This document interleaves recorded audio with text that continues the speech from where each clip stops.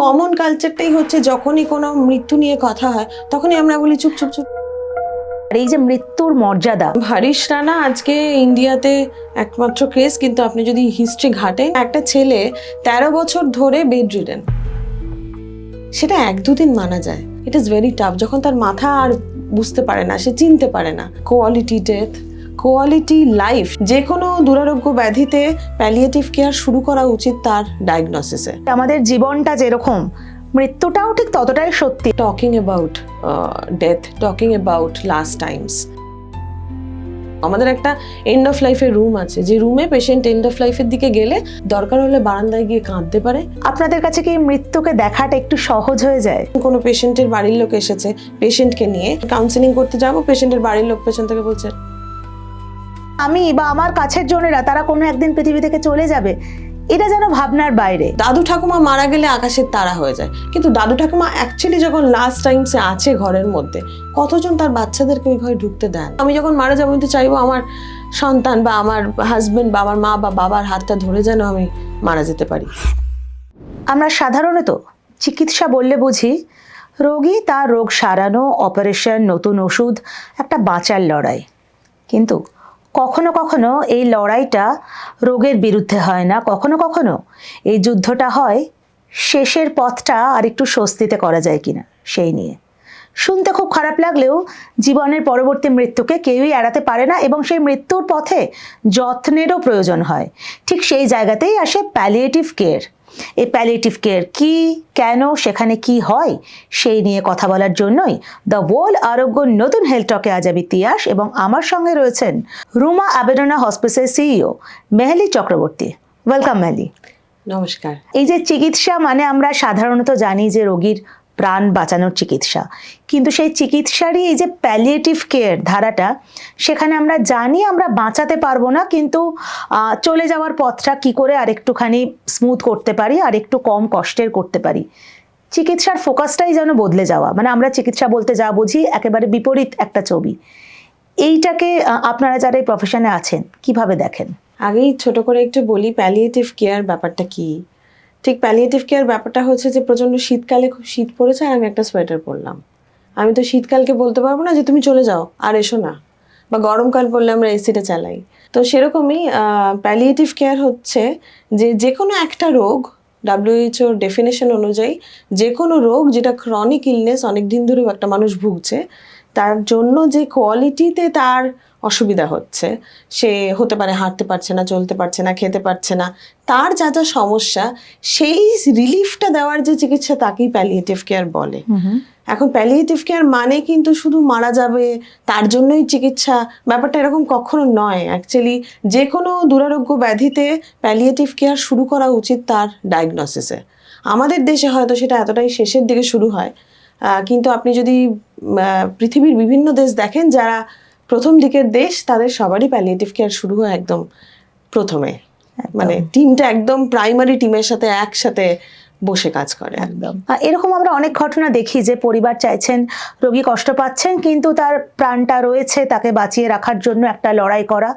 আর কখনো সেই লড়াইয়ের মুখেই প্রশ্ন আসে যে এভাবে আর কতদিন, কিভাবে এমনটা সম্ভব, রোগী তো কষ্টও পাচ্ছেন। এই যে মাঝখানে একটা সূক্ষ্ম সীমারেখা নির্ধারণ করা, যে আমি কোন সিদ্ধান্তটা নেব, কোন পথে যাব, এইটা ঠিক কতটা কঠিন? প্যালিয়েটিভ কেয়ার প্রফেশনাল হিসেবে তো আমরা এটাই জানি যে বা আমাদেরকে শেখানো হয়েছে যে আমরা কোনোভাবেই কোনো ইনফরমেশন কোনো পরিবার বা তার পেশেন্টের কাছ থেকে হাইড করব না। কিন্তু নর্মাল চিকিৎসা পদ্ধতি যদি আপনি দেখেন, তাহলে সবসময় দেখবেন কোনো একটা অসুস্থতা তার পরিবারে হয়েছে এবং পরিবারের লোক তার ভালোবাসার তাগিদেই কখনো বলে ফেলে যে আমি একে বোঝাতে চাই না। কিন্তু যদি একটা খুব সহজ এক্সাম্পল বলি, আমরা যখন ছোট ছিলাম তখন আমরা অঙ্ক পরীক্ষার আগে ভয় পেতাম, বারবার গা বমি করতো, বারবার পায়খানা পেতো। এটা কমতো একমাত্র অঙ্ক করলেই, সারা বছর যারা অঙ্ক করতো তাদের এই ভয়টা পেতো না। একদম। তো একই রকম ভাবে এই কষ্টটা আপনি যেটা বলছেন যে শারীরিক এই অসুস্থতার কারণে যে কষ্ট, এটা তখনই কমানো সম্ভব যদি একটা মানুষ তার সমস্ত রকম ইনফরমেশন তার সবটা ঠিক করে জানে এবং তার পরিবারকে সবটা জানানো যায়। চিকিৎসা বিদদের দিক থেকে, ট্রিটিং টিমের দিক থেকে খুব সহজ হয়ে যায় যদি বাড়ির লোক সবটা জানে, পেশেন্ট সবটা জানে এবং মেডিকেল টিম সবটা জানে। রাইট। তো সবার ইনফরমেশন সহজ হলে এই ডিসিশন নেওয়া ভীষণ সহজ। এমন কোনো পরিস্থিতি আসে, এই আপনি যেটা বললেন সবটার শেষে, যে যেখানে আমরা জানি যে যেই ট্রিটমেন্ট চলছে বা চলতে পারে কোনো পথ সামনে নেই। আমরা সম্প্রতি হরিশ রানার যে কেস, সুপ্রিম কোর্ট ঐতিহাসিক রায় দিয়েছে, এই প্রথম প্যাসিভ ইউথ্যানেশিয়া যেটা বলা হয়েছে যে, এবং সেখানে সুপ্রিম কোর্ট বলেছে যে আমাদের দেখতে হবে যে চিকিৎসা চলছে সেটা আদৌ রোগীর স্বার্থে কিনা, কারণ চিকিৎসা তো আলটিমেটলি রোগীর স্বার্থেই হওয়া উচিত। তো সেইখানে এই রায় এসেছে এবং সেখানে মেনশন করা হয়েছে যে তার এই শেষের কটা দিন যেন প্যালিয়েটিভ কেয়ারে যথাযথভাবে স্পেসিফিক নির্দেশ দেওয়া হয়েছে কি কি করতে হবে না হবে। এই ধরনের কেস যেখানে এটা এক ধরনের মৃত্যু রায় আমি বলবো, সেটাকে প্যালিয়েটিভ কেয়ার কিভাবে অ্যাড্রেস করে এবং এই পথটা কিভাবে পেরোয়? হরিশ রানা আজকে ইন্ডিয়াতে একমাত্র কেস, কিন্তু আপনি যদি হিস্ট্রি ঘাটেন এরকম অনেক কেস পাবেন। মহারাষ্ট্রের একজন ডাক্তার, আমি তার নাম নিশ্চয়ই আছে নিউজে, সেই ডাক্তারের বাবা যখন মারা যায় তার বাবা বলেছিলেন আমি বাড়িতে থাকতে চাই, কিন্তু সেই ডাক্তার তার বাবাকে পারেনি এবং আইসিইউতে নিয়ে গেছেন। এবং যখন উনি মানে সিপিআর দেওয়া হচ্ছিল, উনি সিপিআর চাননি, তারপরে সিপিআর দেওয়া হচ্ছিল, তখন তার রিপ কেজগুলো ভেঙে গেছিল এবং তারপরে ভদ্রলোক মারা যান। তো এই ডাক্তার তখন মনে করেন যে এটা ঠিক হয়নি করাটা। এখন যদি সত্যি করে বলি, হরিশ রানার কেসটা, একটা ছেলে 13 বছর ধরে বেড রিডেন, যখন আমার অঙ্গ প্রত্যঙ্গগুলো আমার কথা শোনে না, আমার মা বা বাবা নার্স সে আমাকে ফিরিয়ে দিলে আমি ফিরতে পারি, সেটা 1-2 দিন মানা যায়। আর যদি আজকে কোনো একটা অ্যাক্সিডেন্ট হয়, সেই অ্যাক্সিডেন্টে আমার 4টে হাত পা বেঁধে রেখেও যদি আমাকে ট্রিটমেন্ট করে বোঝা যায় যে মেডিকেল সায়েন্স না কিছু, অবশ্যই সে আশা উঠবে এবং তখন যে কোনো রকম অ্যাগ্রেসিভ ট্রিটমেন্ট আমরা করে থাকি।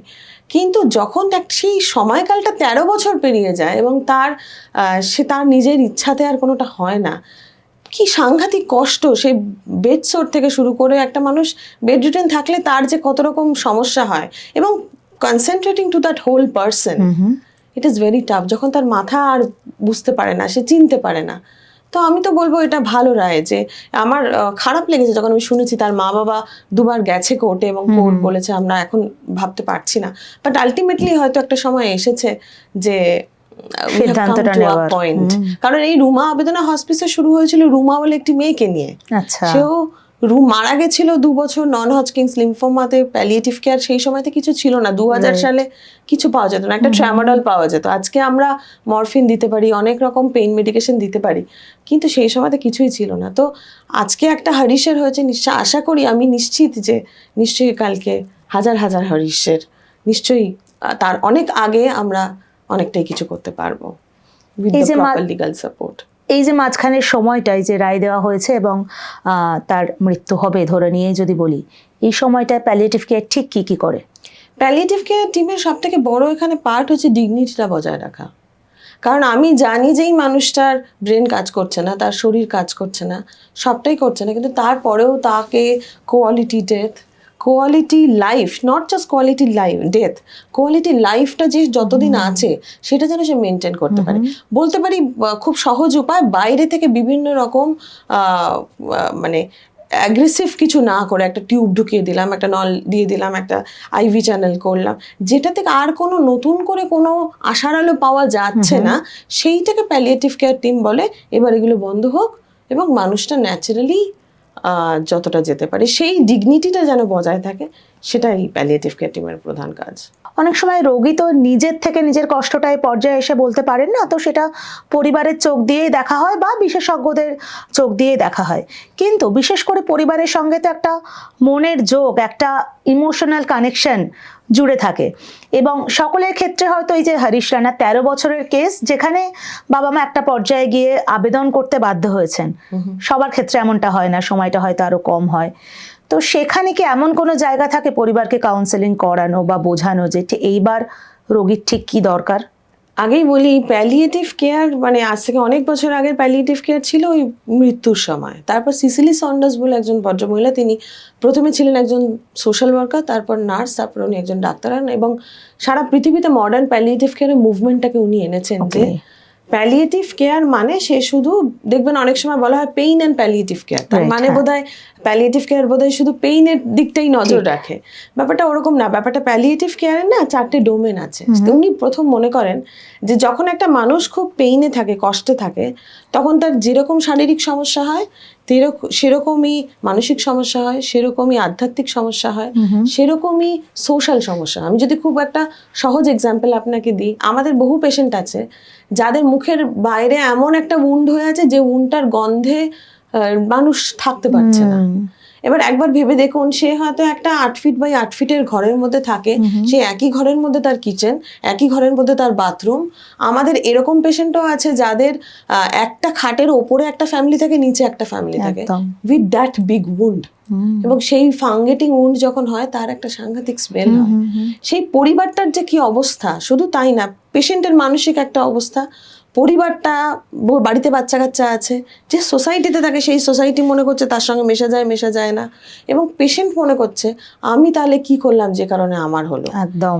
এই যে এতগুলো ডোমেন কে নিয়ে প্যালিয়েটিভ কেয়ার কাজ করে। সুতরাং প্যালিয়েটিভ কেয়ার মানে কিন্তু একজন ব্যথা নিয়ে আসলো আর একটা প্যারাসিটামল দিয়ে দিল, not at all. Palliative care মানে ওই পরিবারটাকে বারবার কাউন্সেলিং করা, পেশেন্টকে বারবার কাউন্সেলিং করা যে কতটা কি করতে পারবো, কতটা কি করতে পারবো না, ফলস হোপ না দেওয়া। যেটা প্যালিয়েটিভ কেয়ারের মুখ্য কাজ, সেটা হচ্ছে আমি যেটা পারবো না সেটা খুব সহজভাবে বলা, যে আমরা করতে পারবো না। আমাদের একটা জিনিস বোঝার, যে আমাদের জীবনটা যেরকম, মৃত্যুটাও ঠিক ততটাই সত্যি। মানে জীবনের পরবর্তী মৃত্যু সকলেরই আসবে, কিন্তু আমাদের সমাজে বা আমাদের সাধারণ মানসিকতায় এটা নিয়ে খুব একটা চর্চা বা আলোচনা আমরা যেন কখনো ভাবি না। মানে আমাদের অনেকের ক্ষেত্রেই হয় যে আমি বা আমার কাছের জনেরা তারা কোনো একদিন পৃথিবী থেকে চলে যাবে, এটা যেন ভাবনার বাইরে। প্যালিয়েটিভ কেয়ারের যে জায়গাটা, আপনারা যাদেরকে নিত্য দেখেন, যাদের পরিচর্যা করেন, আপনাদের কাছে কি মৃত্যুকে দেখাটা একটু সহজ হয়ে যায়? হ্যাঁ, সে তো কাজ করতে করতে এত বছরে একটা সহজ তো হয়েছেই। তবে আপনি যদি আমাকে জিজ্ঞেস করেন, আমার খুব ফেভারিট একটা ডোমেন হচ্ছে talking about death, talking about last Times.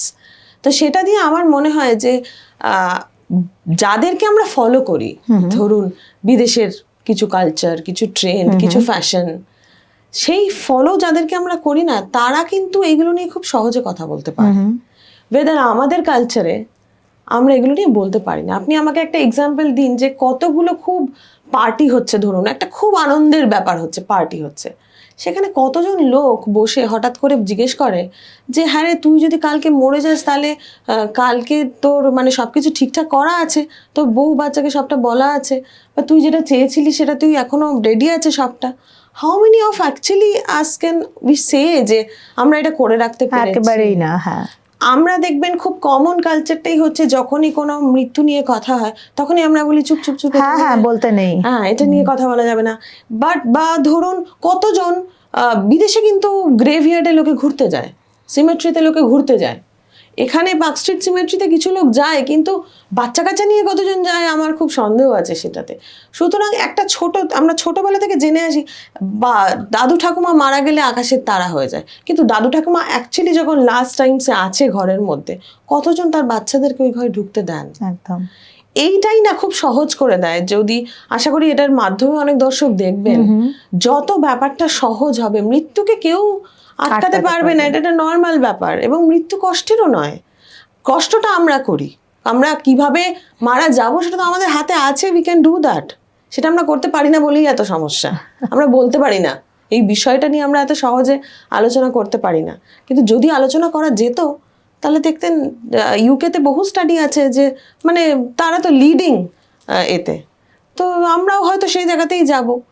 একটা জাস্ট ইনফরমেশন দিই, কিছু বছর আগে ল্যান্সেট একটা জার্নাল আছে, মেডিকেল জার্নাল, তারা একটা রিসার্চ করেছিল সারা পৃথিবীব্যাপী 89টা কান্ট্রি নিয়ে। তো তারা বলেছিল যে ডেথের কোয়ালিটি নিয়ে তারা একটা রিসার্চ করবে। আচ্ছা। তো সেই কোয়ালিটির রিসার্চে মানে কে কিভাবে মারা যায়, কোন দেশের লোক কিভাবে মারা যায়। তো প্রথমে ইন্ডিয়া র্যাঙ্ক করে, if I am not sure 69 first bar rank করে, যেখানে প্রথম ছিল ইউকে, সেকেন্ড ছিল অস্ট্রেলিয়া। সেই একই স্টাডি তারা আবার 4-5 বছর পরে করে, এবং সেখানে ইন্ডিয়া 67 থেকে বোধহয় 57 বা 54-এ আসে, আর ইউকে একই থাকে, অস্ট্রেলিয়া সেকেন্ডেই থাকে। তো আপনি ভাবুন যে নট জাস্ট মানুষ, লিগাল ফ্রেমওয়ার্ক সবটা মিলিয়ে এবং মানুষের অ্যাটিটিউড, যারা একে ছিল তারা একেই আছে কিন্তু। ঠিক। আর সি ওয়্যার উই আর, তারা অনেক সহজে আর অনেক প্ল্যানফুলি দেখেছে মৃত্যুকে। 100 বার, এবং তারা মনে করেছে যে এটা খুব একটা কষ্টের নয়। একদমই তাই। অনেক সময় এরকম শেষ পর্যায়ে যিনি রোগী তিনি ক্লান্ত হয়ে পড়েছেন, হাঁপিয়ে গিয়েছেন, তার আর বাঁচার ইচ্ছেটা থাকে না। তো তিনি বলেন আমাকে এবার ছেড়ে দে, আমি আর কোনো কেয়ারে আর কোনো ট্রিটমেন্টে আমি থাকতে চাই না, আমাকে এবার ছেড়ে দে। সবসময় সেটা শোনা সম্ভব হয় না, আবার কখনো কোনো কোনো পরিস্থিতিতে ডাক্তারবাবুরা বলেই থাকেন যে এবার বাড়িতে নিয়ে গিয়ে রাখুন। তো এই ডিসিশনটা কার হাতে থাকে? কে, এটা কি রোগী নিজে বললে সেটা শোনা উচিত? সেটা কিভাবে ঠিক হয়? আসলে তো তাই, আমরা যদি আজকে হসপিটালে বেডে শুয়ে থাকি, আমরা তো এক্সপেক্ট করবো যে আমি যেটা বলবো সেটাই শোনা হবে। কিন্তু আনফর্চুনেটলি আমার বাবা বা মা যখন অসুস্থ হয় তখন আমরা আর ওই জায়গাটাতে বসতে পারি না, কিন্তু নিজে যখন পেশেন্ট হই তখন ভাবি আমারটাই শোনা হবে। তো আমার মনে হয় এটা না ওই আমরা এমন একটা সোসাইটিতে আছি যে পাশের বাড়ির কাকিমা কি ভাববে, কাকু কি ভাববে, এটাতেই আমরা বেশি থাকি। তার জন্য ওই যে ধরুন বলেছে বাড়িতে নিয়ে চলে যান, তাতে আমার বাবা সেখানে, মানে যে পেশেন্ট সে অ্যাকচুয়ালি সেখানে গৌণ হয়ে যায়।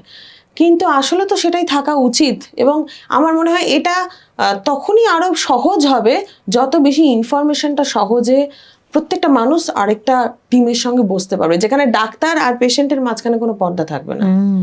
অনেক সময়তেই হয় আমরা আমার কাছে ধরুন কোনো পেশেন্টের বাড়ির লোক এসেছে পেশেন্টকে নিয়ে, আমাকে পেশেন্ট, আমি বললাম আপনি বসুন সামনে, আমি কাউন্সিলিং করতে যাব, পেশেন্টের বাড়ির লোক পেছন থেকে বলছে ওকে, বলবেন না। তো এই বলবেন নাতে কি মনে হয় যে যাকে বলবেন না সে কি অ্যাকচুয়ালি কিছু বুঝতে পারছে না? একদম। আমার অথবা সত্যিটা কি আটকে যাবে? আটকে সবচেয়ে যাবে। বড় কথা। না, আমরা সবসময় চাই আমি অফিস যাওয়ার সময় যেন আমার বাড়ির লোকের মুখে হাসিটা দেখে চট করে বেরিয়ে যেতে পারি। আমরা ওই ছোট্ট সময়ের ওই টুকুনি পাবো বলে আমরা ওই মিথ্যেটুকুনি বলে দিই। ঠিক। কিন্তু এটা না অনেক বড় একটা ডোমেন, এবং এটা খুব সহজে কাটানো যায়। মানে আমরা বহু পেশেন্টকে দেখেছি তার বাড়ির লোকেদের সাথে তারা অত্যন্ত ভালোভাবে বাঁচতে পারেন যদি একটু ইনফরমেশনটা সহজ হয়ে যায়। এই যে পর্বটা, এই শেষের পর্বটা, যেহেতু প্যালিয়েটিভ কেয়ার এখনো পর্যন্ত আমরা শেষের পর্বেই বেশি প্রয়োগ হতে দেখি, সেখানে তো পরিবারও ভেঙে পড়ে, এবং যদি সেই পেশেন্টের বয়স খুব বেশি না হয়, তার সঙ্গে অনেক ইমোশনস জড়িয়ে থাকে, পরিবার পরিপূর্ণভাবে হয়তো ভেঙে পড়ে। প্যালিয়েটিভ কেয়ার কি সেই পরিবারেরও যত্ন নেয়? দেখুন, প্যালিয়েটিভ কেয়ারের একটা বড় পার্টই হচ্ছে পরিবার। আমরা মনে করি পেশেন্ট যদি এটা হয় তারকে ঘিরে একটা পরিবার থাকে, তাকে ঘিরে একটা সোসাইটি থাকে, তারপরে বাইরে থেকে আমরা আসি। সুতরাং আমরা হচ্ছে দ্য লাস্ট পার্সন। সুতরাং আমার যদি আজকে শরীর খারাপ হয়, আমি তো আমার পরিবারের লোকটাকেই পাশে পাবো। সেজন্য আমাদের যে ইনপেশেন্ট হসপিটাল, যেখানে আমাদের পেশেন্টরা ভর্তি থাকে চন্দননগরে, সেখানে কোনো ভিজিটিং টাইম নেই।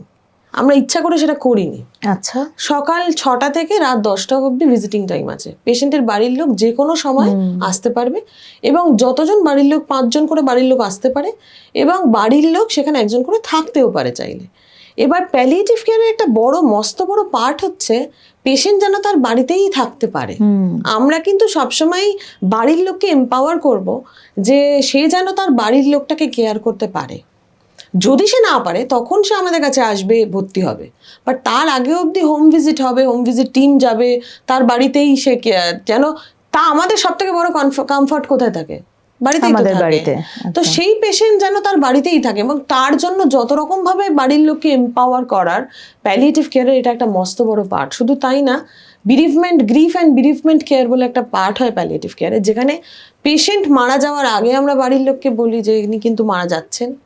পেশেন্ট মারা যাওয়ার পরে আমরা বাড়ির লোকের খবর নিই তারা অ্যাকচুয়ালি কি করে আছেন, তাদের কোনো মেন্টাল ইলনেস হচ্ছে কিনা, তারা কিভাবে খাওয়া দাওয়া করছেন, তাদের আসলে খাবার জোগান আছে কিনা। এটা কিন্তু প্যালিয়েটিভ কেয়ারের একটা বড় পার্ট। যদি কোনো ছোট বাচ্চা থাকে সেই পরিবারে তার স্কুল ড্রপ আউট হয়েছে কিনা, এইটা কিন্তু প্যালিয়েটিভ কেয়ার একটা বড় পার্ট। এটা কিন্তু ওরা একটা সোশ্যাল দায়িত্বও পালন করছে। No doubt. একদমই তাই। আমরা জানি চিকিৎসা মানে জীবনকে দীর্ঘ করা, নিরোগ করা, কিন্তু চিকিৎসার এই পার্টটা প্যালিয়েটিভ কেয়ার তারা জীবনের অধিকারের পাশাপাশি মৃত্যুর মর্যাদার দিকেও নজর দিচ্ছে, যেটা কিনা সুপ্রিম কোর্ট সম্প্রতি মনে করিয়ে দিয়েছে যে dignity of death, dignity of লাইফের মতোই জরুরি। এই কথাটার, এই যে মৃত্যুর মর্যাদা, এটা শুনলেই কেমন একটা মনে হয় যে দুটো অন্য অ্যাঙ্গেলের জিনিস একসঙ্গে পাশাপাশি বসাচ্ছি। মৃত্যুর মর্যাদা কথাটার অন্তর্নিহিত অর্থটা ঠিক কি, এটার মানেটা কি? মৃত্যুর মর্যাদা মানে ধরুন আমি যদি খুব এক্সাম্পল দিই, একটা ছোট এক্সাম্পল, যে একটা মানুষ ধরুন মারা যাচ্ছে, তো সে কিভাবে মারা যেতে পারে? এক, তার পরিবারের মধ্যে মারা যেতে পারে, আর এক না হয় সে হাসপাতালের বেডে মারা যেতে পারে।